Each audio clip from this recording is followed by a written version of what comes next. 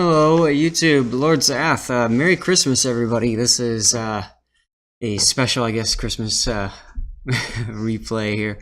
Edgecase sent this in to me, and he's asked me not to do a joint commentary with him. And I think he's doing that because he wants to kind of see what I have to say point blank. I guess there was some controversial decisions that were made, which may or may not have been very profitable. So we'll have to see. This is Tier 8 ranked, and Tier 8 ranked means that we have ships like the Kutuzov in. Now, Kutuzov you can't get anymore, right? So, you know, you have to if you have one, obviously some would say you might have an advantage. If you don't have one, well, you know, that might not necessarily be a bad thing either. And the reason I'm saying that is because, you know, I don't personally feel that the Kutuzov means you're going to win.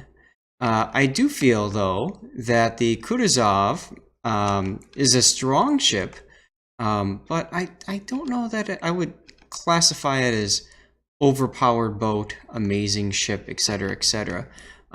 It's definitely a nice ship. There's some strengths and weaknesses. So hopefully this video can kind of help teach you a little bit about some of the strengths and some of the weaknesses so you kind of know what to look out for. Now, let's since this is a ranked battle, I want to try to spend a little bit of time going over some other things that we normally wouldn't. The matchmaker is really important in a ranked battle. So we've got an Amagi versus a North Carolina. What does that mean? An Amagi has 10 guns versus North Carolina's 9. So first of all, there's that to consider. Second of all, the Amagi is a little bit more mobile. Going bow in with an Amagi is generally a dumb idea versus North Carolina, where going bow in is very common. So I would expect to see the Amagi continuing to move around the minimap and the North Carolina kind of digging in and holding a spot, if that makes any sense. Atagos, as you can see, very popular and ranked because it's got that heel, it's got great guns, 203 millimeters, which means you don't need IFHE to penetrate common armor on these two ships, whereas Edgecase and the Kutuzov will most likely be using IFHE, which is inertial fuse for high explosive, which adds 30% more penetration power, which essentially means that his HE shells can penetrate the bow, the deck of both of these ships. Now, the Amagi does have a extra torpedo bulge on its sides. So the HE shell, if it hits the Amagi, might not actually penetrate and do damage. So the Amagi has a slight advantage there over the North Carolina in terms of IFHE. Now, the other big difference here is going to be in the destroyer lineup. We've got Benson, both very common ships. Akizuki and Luoyang. Now, Luoyang, very strong pick this season. Personally, I think that this season is going to become World of Luoyangs because of all the because that hydro just makes it such a powerful cap bully. And what I mean by that is, if you look at the mini map here, you can go into B, pop your hydro, and cover the entire capture point. So if you go into B as a Luoyang and somebody comes in to contest, you can immediately pop your hydro and you know where he is and everybody can shoot at it and it goes by. So Luoyang is very powerful.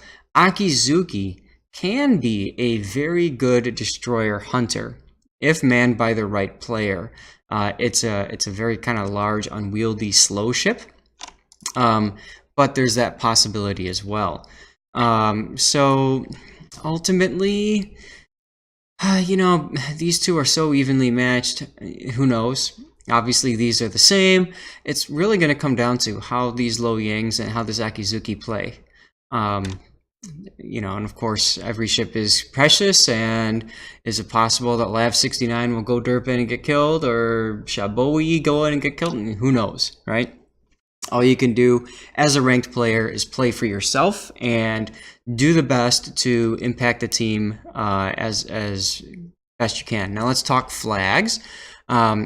These are the standard flags for ranked, right? This is consumable reload. This is fire chance. We have Juliet Charlie for extra protection from detonations. He will not detonate.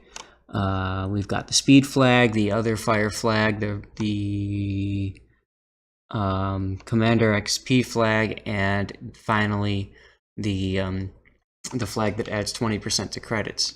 Now it's interesting that you're doing a couple of XP flags and credit flags as well. You know, personally, I would maybe I would run like the flooding flag, the Juliet Whiskey one. You've got 8-kilometer torpedoes that might come in very handy. Usually those are meant to kill something off at the end, but you know, just any little bit of extra oomph can definitely help, right? And then the other one to consider running maybe would be the well, I don't know, maybe the anti-air flag, only to kill off like Atago scout planes and you know, battleship scout planes much quicker, and that just comes in very handy if you want to deny vision from the enemy team. So those are some things to think about, but your flag setup is perfectly fine. And we see Edge is running premium consumables. He's going for hydro instead of anti-air because there's very few carriers in ranked, which makes perfect sense.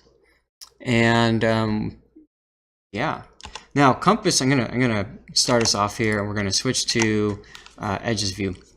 Compass Ghost, real quick. Very good player, very good accuracy with his guns. So that's something that we'll have to see. I have a feeling is going to come into play. I don't recognize the Amagi. I only recognize Lav 69. I've played him a lot. Kirk 007 I've seen too. I can't comment as to whether or not they're considered good players or not. I can't remember off the top of my head, nor does it matter, because in ranked I find that some of the worst players in the game somehow manage to have amazing battles, and some of the best players in the game oftentimes derp and die, typically when they're on my team. So that is what it is. Now, let's talk about the Kutuzov's main strength. The main strength, of course, is going to be its smoke. Its ability to pop smoke and hide from the enemy team, all while doing damage. Now, I've seen Kutuzovs go right here, if you're looking at my mini-map, in this spot here, and kind of duck in behind this island and fire over it. I've seen them do that. That works really well. Here's the thing, though. There was that recent change to smoke fire detection. So if you're firing from within your smoke, you will have a little bit of a bloom. My kitty wants to come up on my lap. And if you look at the right, I can't move my mouse, but it says assured detectability range after firing main guns in smoke, 7.7 kilometers. This is huge. That means that if any ship is within 7.7 kilometers or closer to Edgecase while he's in smoke, he will be spotted as he fires his guns. Essentially, if you see a target that's about right within your torpedo range, you can't shoot him.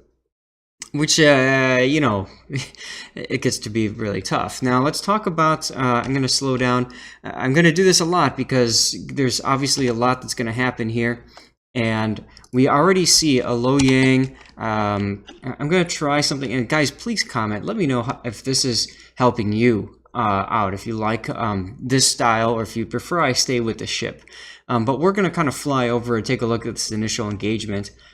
Because these engagements decide the battle so easily. So Lav has discovered Kirk.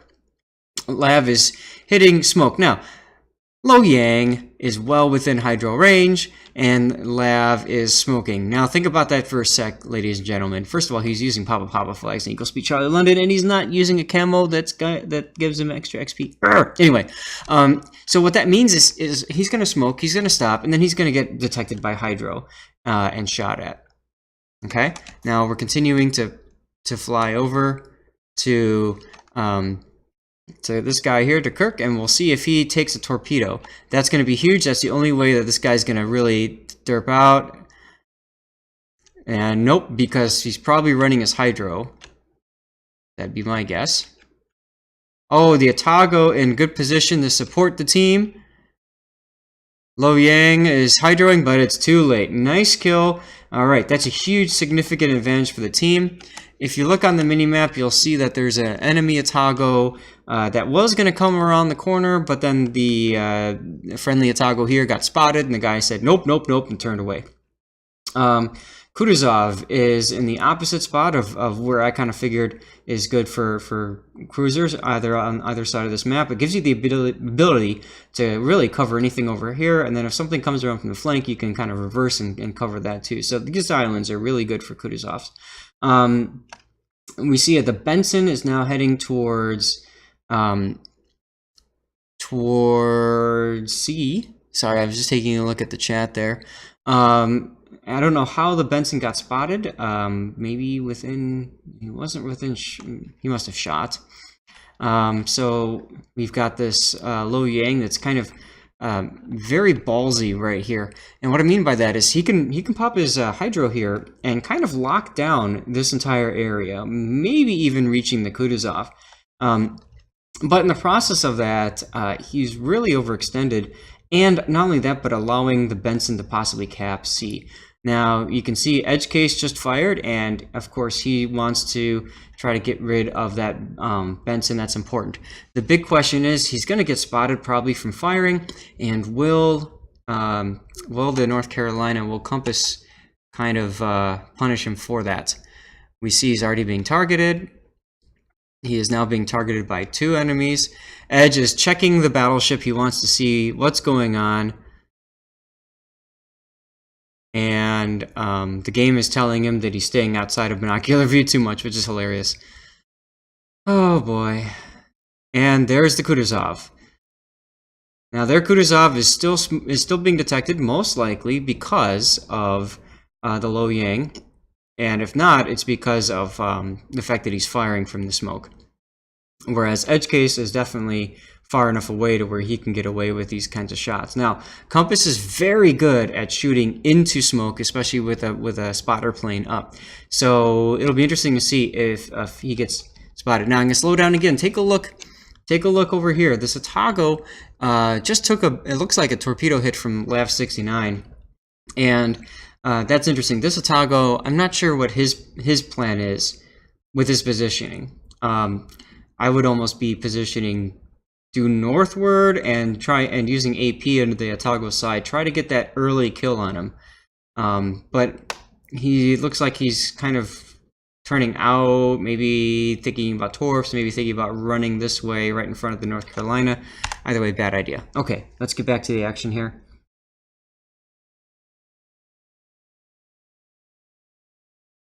Okay, now Edge is activating his Hydro because he figured if the Benson fired torpedoes at him, then he needs to have that advanced warning. Makes perfect sense.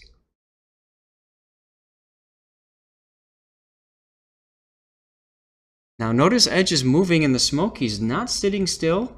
Oh, Lo Yang, don't do it. Don't do it, Lo Yang. All right, I'm gonna have to fly over again to another part of the battle. I do apologize, Edge. But this is crucial right here. So the Lo Yang is getting greedy and going for a kill on the Kutuzov. Dumb idea. There's no reason to be charging at the Kutuzov like this. He's gonna smoke. He's gonna tell the Kutuzov where he is. Kutuzov's gonna turn and run. North Carolina might turn and run. I don't agree with this kind of play. We'll see if it comes down to haunt this Lo Yang like I think it will. Because as soon as he gets spotted, that's it for him.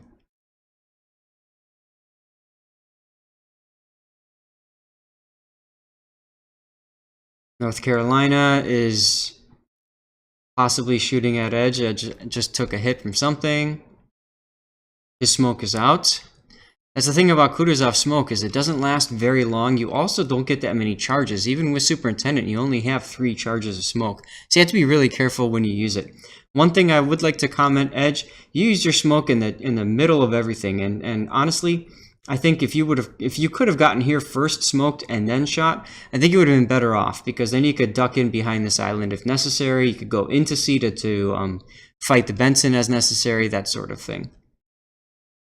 All right, so North Carolina is shooting, and and he's shooting right at you, which is to be expected. You see that, and you are making a change now in your attitude. Okay, and you dodged. Good. There's the Lo Yang. Now this guy needs to be nailed. Here comes torpedoes. Dodge because, you know, because of your hydro. And look at that Benson. That Benson wants to die. Very, very dumb idea for that Benson. Edge is still looking at that Lo Yang because he's I would imagine he's thinking the Lo Yang is the more crucial asset right now. That being said, now that the Lo Yang is gone, we see Edge is turning to engage. And he just shot the Benson, and the Benson is smoking up. Okay, not to you know, no surprise there, I should say.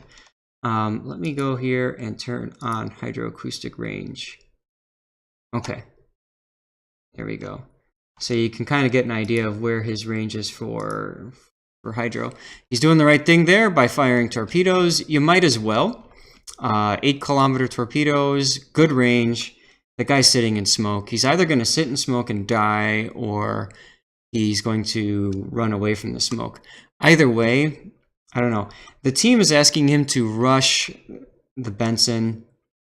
You could. Your hydro is down right now. And the bigger issue, I think, is more... Oh, see, and there goes the Benson. Over here. Wow. No, is that... Wait, no, he died over here. What? I didn't even notice that. Whew. Bad idea. This Lo Yang. What is this Commander Van doing?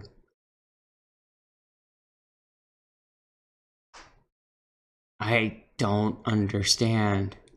And this is probably the most frustrating part of ranked, is when you see players throw their life away just to try to get a cap or try to get a kill. Trading in this game, no.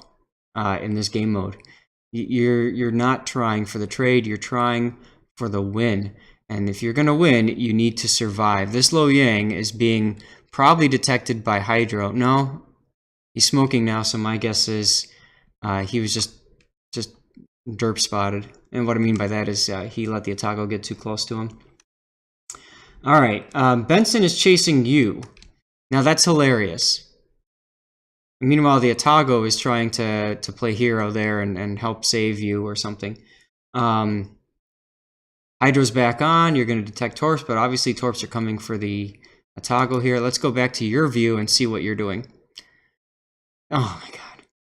Now, I probably would have fired my I don't remember if you used your left torps or not, but I probably would have tried to shoot some torpedoes to see what I could get accomplished there. Oh my god, he's at 120. Oh, he's dying. Yeah, that's it. Okay. So you guys have all 3 caps. The Lo Yang, for whatever reason, is gonna die. See, this is what I mean. He's gonna give his life away so he can protect the cap and keep the cap, and that's just dumb. There's no reason for him to sit there. Absolutely no reason. The Atago's pushing him. He's gotta go. He's gotta get out.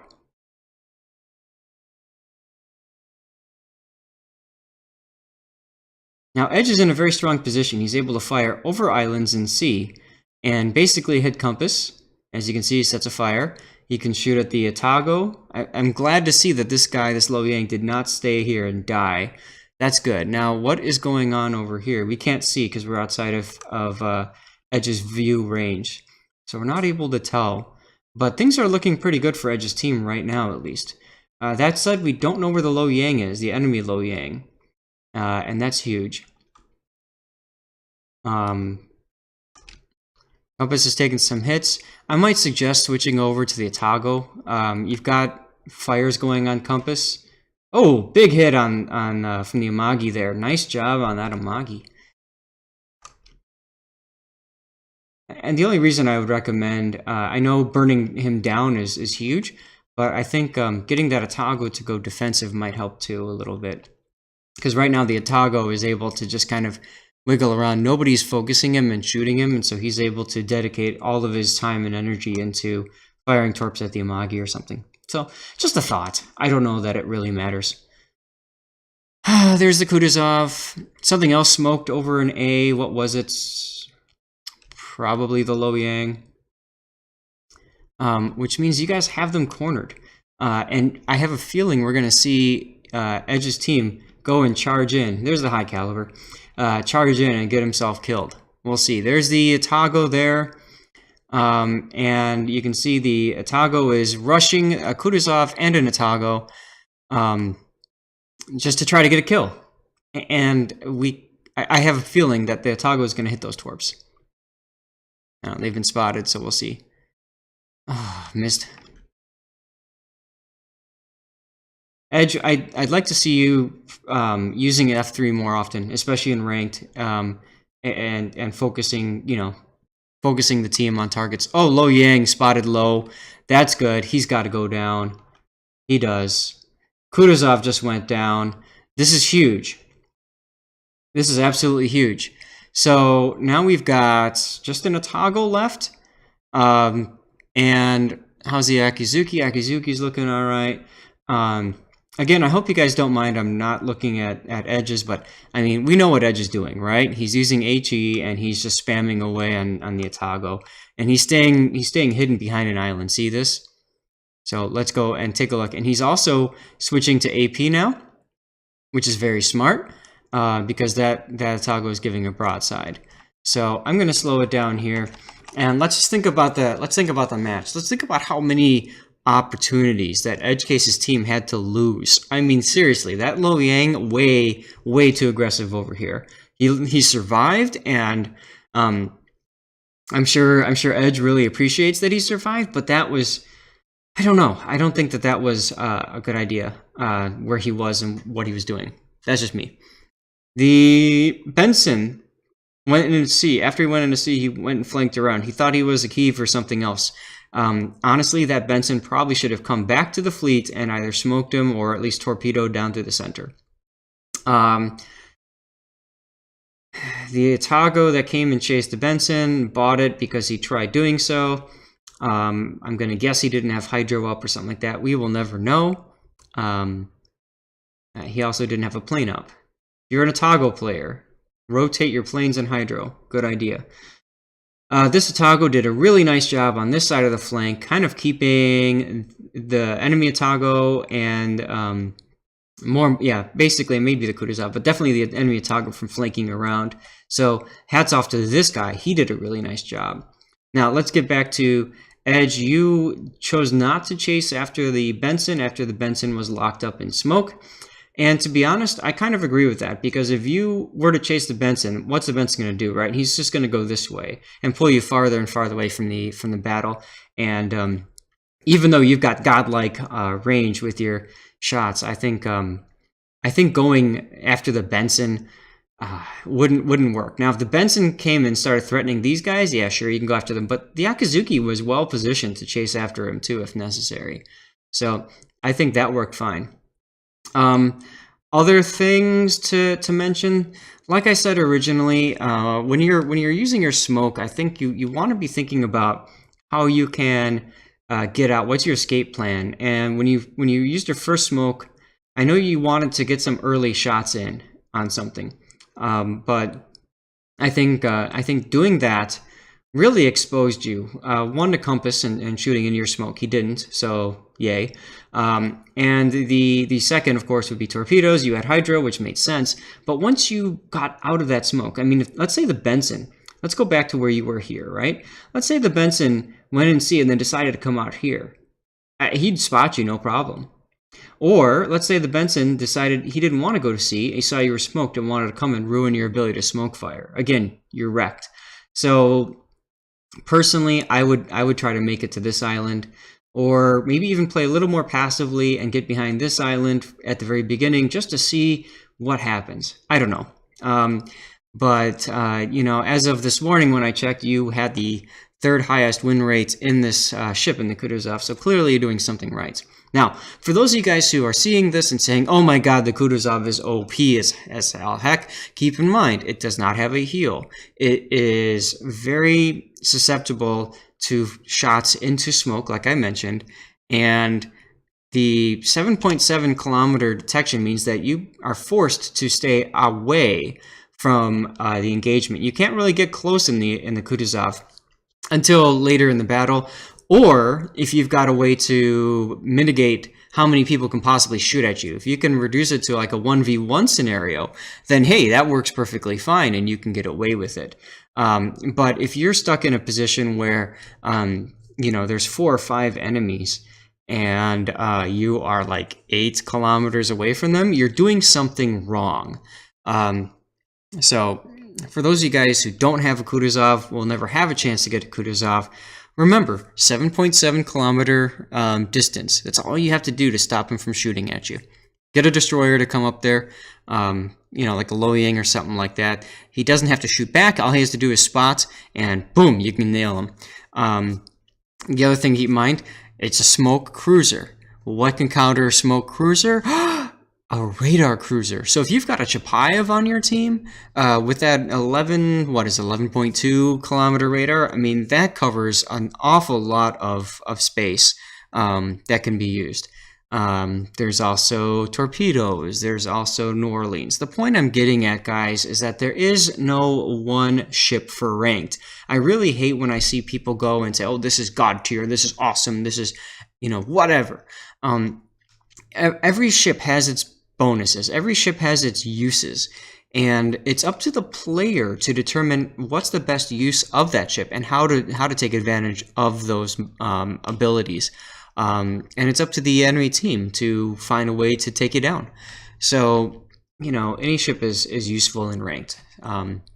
That being said, public service announcement, please, for the love of God, do not take a stock hull ship into ranked. I ran into a game with a Chapayev that was an A hull, and I called him an A hull. Because seriously, that just, oh God, frustration. It's a fine place if you want to grind a tier 8 ship, go for it, because you'll never run into a tier 9 or 10 battle with it. Sure, I get it, but at least free XP or grind out the stock hull, get that stuff out of there, right? If there's a gun upgrade, pick that up, right? If there's a range upgrade, pick that up. Do you see where I'm going with this? Learn the frickin' ship outside of ranked, then take the ship into ranked. And do stuff with it. That's perfectly fine. I have nothing against somebody who's taking like an Admiral Hipper or something like that into ranked to grind it. Just please upgrade everything with it first, okay? All right, now I'll get off my soapbox. Edgecase, thank you so much for sending in. This is my first replay of a ranked battle. Loved it. Please, again, I'd like people to comment. Tell me, for a ranked battle, maybe even a clan battle, did you like how I slowed the game down a lot and flew over and tried to spectate? Or would you prefer that I stay with the ship? This was a unique scenario where Edge was kind of off on his own on the flank. We had the ability to go away and still see what he was shooting at, and we kind of knew what he was aiming at and how he was looking. So I think if I was covering a destroyer battle that was more fast-paced, in your face, and a lot of crazy stuff happening and positioning, it might be more difficult to fly away. But that being said, if you like it, I could definitely check it out. So thanks. One other thing I want to mention, because of ranked, because of the holidays, and once again, because of ranked, you're probably going to see fewer videos from me. It's not that I hate you guys. It's not that I'm getting bored of doing this. I love it. It's because I want to rank out, and I'm playing the crap out of it. Ranked brings out salt, it brings out headaches, it brings out cancer, all that good stuff. But most importantly, for me at least, it brings out headaches, and it brings out frustration. And the last thing I want to do is take somebody's replay and watch it after having a terrible experience in ranked and just take out my anger on some poor person that sent me a replay. So I'm going to apologize at first that it feels like my release schedule is a little bit slowed down for these next few weeks, but I need to put myself first with ranked and get through that. So please continue to send me videos, replays or whatever, and I'll definitely get through what I can. But like I said, you might see me slowing down and just doing one a day, including on weekends, for a little bit. That being said, I do still intend to continue to highlight people who send in replays and stuff like that for Nico's little collaboration that we're doing, where I can send away a set of economic flags to certain players and that sort of thing. So keep sending me replays, and I'm very happy to do that for you all. Oh boy, we're almost at 30 minutes. Jeez. Okay, well, I'm going to cut it out now. Thanks again, guys. Comment, like, subscribe, all the YouTube crap, and have a great holiday.